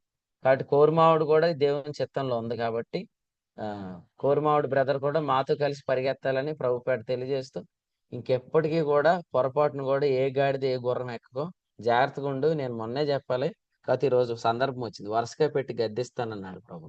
కాబట్టి జాగ్రత్తగా ఉందాం. ప్రభు తలంపులు మన కొరకై దీవించును గాక. ఇంకా ఎవరైనా దేవుని పని విషయంలో, సాంగత్యం విషయంలో హెచ్చరిక పొందితే మాత్రం మీరు నాకు ఫోన్లు ఏం చేయొద్దు. నా గురించే చెప్తున్నారని నాకు ఎప్పుడు చెప్పకండి. ఎందుకంటే నాకు ఆ పదాలు నచ్చవు. నా గురించి చెప్తున్నట్టు ఉంది అనే పదాలు నాకు నచ్చవు. ఎందుకంటే నేను మీ గురించి చెప్పకపోతే జూమ్లో మీరు జాయిన్ అవుతాం ఎందుకు? మీరు వచ్చినప్పుడు మీతో ప్రభు ఏది మాట్లాడకపోతే మీరు జాయిన్ అవటం ఎందుకు? మీతో మాట్లాడుతున్నాడంటే దాన్ని మీరు తీసుకొని ఆ దిద్దుబాటు జరిగించుకోండి. ఖచ్చితంగా ప్రభు మిమ్మల్ని అద్భుతంగా వాడుకుంటాడు, భుజాల మీదకి ఎత్తుకుంటాడు. సో ప్రభు ఆ విధంగా సహాయం చేయను కాక. నెక్స్ట్ కీర్తన ఏముంది? ఒకసారి ఎవరైనా టైటిల్ చదవండి. రేపటి కీర్తన ఏముంది?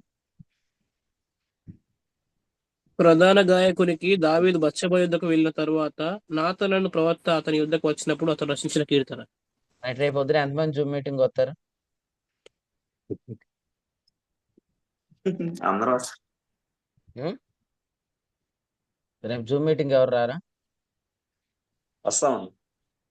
రండి, అందరు రండి. నాతాను వచ్చి దావీదుతో మాట్లాడుతూ నువ్వే ఆ మనిషివి అన్నాడు కదా. అప్పుడు దావీదు తీసుకున్నాడా లేదా? ఈ ఉదయం వాక్యం తీసుకున్నప్పుడు కూడా అన్నా నేనేనా అంటే ఎస్ నువ్వే అని నేను అన్నట్టు అనిపించినా రేపు పొద్దున మీటింగ్ మానకండి. ఎందుకంటే దావీదు దగ్గరికి నాతాను వచ్చి బెత్షెబ దగ్గరికి వెళ్ళిన విషయంలో గద్దించినప్పుడు దావీదు అలిగి మానేయలేదు, కీర్తన రాశాడు.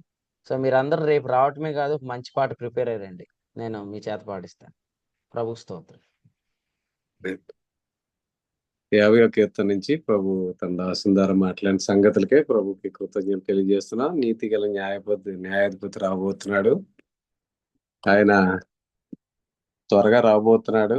మరి ఆత్మ విషయంలో నీతిమంతులుగా నీతిపరులుగా తీర్చబడినటువంటి మనం పరిశుద్ధత విషయంలో మరి మనకి తీర్పు ఉందని, కాబట్టి పరిశుద్ధ ప్రవర్తన గలవారమే మనం ఏ విధంగా జాగ్రత్తగా ముందుకు కొనసాగాలో మనం క్రీస్తు న్యాయపీఠం ఎదుట మన క్రియలకు అన్నిటికి కూడా తీర్చబోతున్నాడని. కాబట్టి మన అందరం ఏ విధంగా పరిశుద్ధంగా ముందుకు కొనసాగాలో ప్రభు నేర్పించారు. అలాగే మనం చేసే పని విషయంలో కూడా పని అంతా పరీక్షించబడుతుందని, మన దేవునికి ప్రీతికరమైన సేవ చేయాలని, ఆయన చూపించిన మాదిరి చొప్పునే చేయాలనే విషయాన్ని కూడా ప్రభు జ్ఞాపకం చేశారు. అలాగే స్తుతియాగం సమర్పించుతూ మనం మార్గాల్ని వర్ధిలం చేసుకోవాలి, సరళం చేసుకోవాలని, మన మార్గాలను మనం నాశనం చేసుకోకూడదని కూడా ప్రభు నేర్పించిన సంగతులను బట్టి ప్రభుకి కృతజ్ఞతలు తెలియజేస్తూ ఈ కోడికను ముగింపు ప్రార్థన ముగింపు చేసుకుందాం. ఈ రోజు సాయంత్రం రేపు హైదరాబాద్ లో జరిగే పరిచయం కొరకు ప్రార్థన చేయండి. అలాగే ప్రయాణం కొరకు కూడా ప్రార్థన చేయాలని తెలియజేస్తున్నాయి. ఇప్పటివరకు నిలిచి వాక్యమైన ప్రియులకు, అలాగే శ్రేష్టమైన తలంపులు పరిశుద్ధాత్మ సాయంతో అందించిన దేవుని సేవకులకు కూడిపక్షంగా వందనాలు తెలియజేస్తున్నా. ఈ సమయంలో ముగింపు ప్రార్థన చేసుకుని మనం కూడికి ముగింపు చేసుకుందాం. ప్రియులు, ఆదిలాబాద్ నుంచి మన పరిచయాల్లో కొనసాగుతున్న ప్రశాంత్ గారు ముగింపు ప్రార్థన చేసి కూడికి ముగింపు చేస్తారు. పరిశుద్ధుడైన తండ్రి, మీకు వందనాలు, స్తోత్రాలు చెల్లిస్తున్నాం. ఉదయకాల సమయంలో మరొకసారి మీ లేఖనాల నుంచి మీరు అందించిన మాటల్ని బట్టి మీకు వందనాలు చెల్లిస్తున్నాం. ప్రతిరోజు కృత తలంపులతో, ఆయన నూతన ప్రత్యక్షతలతో మీ దాసుని మయపరిచి మాకు అందిస్తున్నటువంటి యొక్క వర్తమాన వాక్యాన్ని బట్టి మీకు వందనాలు, స్తోత్రాలు చెల్లిస్తున్నాం. ఇదిగో నాయన ఉదయకాల సమయంలో ఆసాపు కీర్తన ధ్యానించటకు ఆయన మీరు ఇచ్చిన కృపను బట్టి మీకు వందనాలు. ఆసాపు అంటే గ్యాదరింగ్ అని, ఆయన మీరు భూలోక నివాసుల్ని రమ్మని పిలుస్తున్నారని, ఆయన మరి దేవా, మరి మాకు తీర్పు ఉంది, క్రీస్తు న్యాయపీఠం మాకుంది ప్రభువా. అక్కడ మా సంబంధం విషయంలో తీర్పు లేదు, కానీ మా క్రియల విషయంలో తీర్పు ఉందని, ఆయన మేము చేసే పని విషయంలో తీర్పు ఉందని, ఎంతగా పరిచయం చేశామో దానికి తీర్పు ఉందని మీరు మాతో మాట్లాడుతూ ఉన్నారు. మీకు వందనాలు. 48 కీర్తనలు మీరు రాసినట్టుగా ప్రభువా, మీరు అందించిన తలంపుల్ని బట్టి చూపించిన ప్రదేశము, చూపించిన చోటు, చూపించిన మాదిరి, ఆయన దాని ప్రకారం చేసే పని మాత్రం నిలిచి ఉంటుందని కూడా మీరు మాతో మాట్లాడుతూ ఉన్నారు. ప్రభువా, పరిశుద్ధత లేకుండా ఎవడు ప్రభువును చూడడు. పరిశుద్ధత ఫలంగా అనుభవిస్తేనే మేము ప్రభువును చూస్తామని, నాయన నూతనమైనటువంటి పరిచయాలు దొరుకుతాయని మీరు మాతో మాట్లాడుతూ ఉన్నారు. ప్రత్యక్షత వస్తుందని మాట్లాడుతూ ఉన్నారు. నాయన ప్రభువా, మీరు కొలిచి ఇచ్చిన మేరల్లోనే మేము అతిశయించే కృప అనుగ్రహించండి. ఇతరుల ప్రయాస ఫలంలో పాలి భాగస్వామ్యం ఎంచుకోకుండా ప్రభువా, మరి వాటి విషయంలో అతిశయించకుండా నాయన మీరు మాకు పంచి ఇచ్చిన మేరల్లో పరిచరిస్తూ కృప అనుగ్రహించండి. నేపర్యన శిల్పకారుని వల్ల పునాది వేసిద్దినని పౌలుగా రాసినట్టుగా నాయన నూతన ఆత్మల కొరకై నాయన మరి ప్రయాసపడి కృప అనుగ్రహించండి. మీరు ఎక్కడైతే చూపిస్తారో అక్కడికి వెళ్ళే కృప అనుగ్రహించండి. నాయన మీరు రాబోతున్నారు, పరిశుద్ధత విషయమై మీరు లెక్క అడగబోతున్నారు. మరి మీరు ఆకడిలో మా హృదయాల పరిశుద్ధత విషయమై అనింద్యంగా ఉంటూ గొప్ప పరిచర్య మా ద్వారా జరిగి నాయన గొప్ప బహుమానం పొందుకునే కృప అనుగ్రహించండి. నాయన వస్త్రములు అపవిత్రపరచుకొని వారికి జనుల మీద అధికారం ఇస్తున్నారు. ఆయన మీతో పాటు ఏలే కృపనిస్తున్నారు. మీకు వందనాలు చెల్లిస్తున్నాం ప్రభువా, సహాయం చేయండి. ప్రధాన యాజకుని వస్త్రము మలినమైపోతే ఆయన మందిర పని ఆగిపోయినట్టుగా మేము జకర్యా గ్రంథంలో చూసాం ప్రభువా. ఆయన మరి వస్త్రం బాగుంటే, పరిశుద్ధత ఫలిస్తే ఆయన పరిచర్య విస్తరిస్తుందని మీరు మా సారిగా మాట్లాడుతున్నారు. దిద్దుబాటు నీకు అసహ్యం కదా అని మీరు మాట్లాడుతూ ఉన్నారు. దొంగలు, వ్యభిచారులు వారి గురించి మాట్లాడుతున్నారు. వారితో సాంగత్యం చేయవద్దని, దుష్ట సాంగత్యం మంచి నడుమని చెరుపుతుందని, ఆయన కృప పేరిట ఆయన పాపం చేయవచ్చు అనే ప్రేరేపణ కలిగే విధంగా చేస్తున్న బోధకు దూరంగా ఉండాలని వారి సాంగత్యము ఆయన ఉండకూడదని మీరు మాతో మాట్లాడుతున్నారు. ఇట్టి పనులు చేసినా కానీ నేను మౌనంగా ఉంటున్నాని, కేవలం నేను నీ వంటి వాడిని అనుకుంటున్నావని మీరు మాట్లాడుతూ ఉన్నారు. వాటిని వరుస పెట్టి గద్దిస్తున్నారు. ప్రభువానికి స్తోత్రం. ఆయన వారితో సాంగత్యం చేయకుండా దూరంగా ఉండి, ఆయన నమ్మకమైన వారు, ఏర్పరచబడిన వారు, పిలువబడిన వారు ఎవరైతే నమ్మకంగా ఉన్నారో ఆ నమ్మకమైన వారిని, పరిగెత్తే వారిని వెంబడించి కృప అనుగ్రహించండి, సహాయం చేయండి ప్రభువా. మరి ఒక్క బలి ద్వారా, యేసుక్రీస్తు బలి ద్వారా మేము స్తుతియాగం చేస్తున్నాం. ఆయన స్తుతియాగం చేస్తున్నప్పుడు మార్గాలు సిద్ధపరచుకుంటున్నామని, ఆయన పాత నిబంధన బలుల్లో అనేక బలులు ఉన్నాయి, అందులో స్తుతియాగమే లేదని మీరు మాతో మాట్లాడుతున్నారు. ఆయన మేము మార్గం సిద్ధపరచుకుంటకు ఎల్లప్పుడూ కృతజ్ఞతాపూర్వకంగా మీ సన్నిధికి వచ్చే కృప అనుగ్రహించండి. వాక్యాన్ని ధ్యానం చేస్తూ మార్గాన్ని నాయన వర్ధిల్ల చేసుకునే కృప అనుగ్రహించండి, బలపరచండి. నాయన మరొకసారి మీరు మాకు అందించిన ఈ హెచ్చరిక వాక్యాన్ని బట్టి మీకు వందనాలు. మీ అభిషేకం ద్వారా మీరు మాతో మాట్లాడిన విషయాలు బట్టి మీకు స్తోత్రాలు.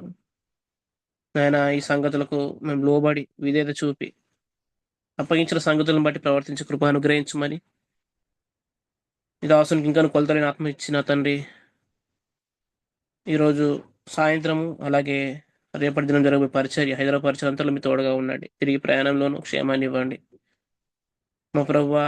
సహకారంలో ఉన్న వారందరిని బట్టి మీకు వందనాలు నాయన. ఇప్పటి వరకు నిలిచి ఉన్న ప్రతి ప్రియుని బట్టి నాయన, ప్రతి ఒక్కరిని బట్టి మీకు వేలాది స్తోత్రాలు చెల్లిస్తున్నాం.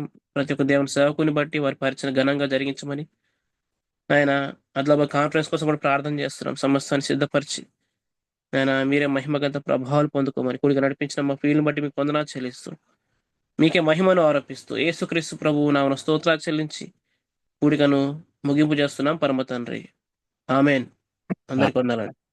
ఆమె ముగింపు ప్రార్థన చేసిన ప్రియులు ప్రశాంత్ గారికి, కొడుకులో ఉన్న ప్రియులకు వందనాలు తెలియజేస్తున్నాను. ఒకరికొకరు వందనాలు తెలియజేసుకుని కొడుకు అందరికి వందనాలు. అందరికి వందనాలు. అందరికీ వందనాలండి. అందరికీ వందనాలండి. అందరికీ వందనాలండి. అందరికి వందనాలండి. అందరికీ వందనాలండి. అందరికీ వందనాలండి. అందరికి వందనాలండి. అందరికి వందనాలు. అందరికి వందనాలండి. వాక్యాన్ని దయచేసి అందరికీ వందనాలు. అందరికి వందనాలండి. అందరికీ వందనాలు. అందరికి వందనాలు.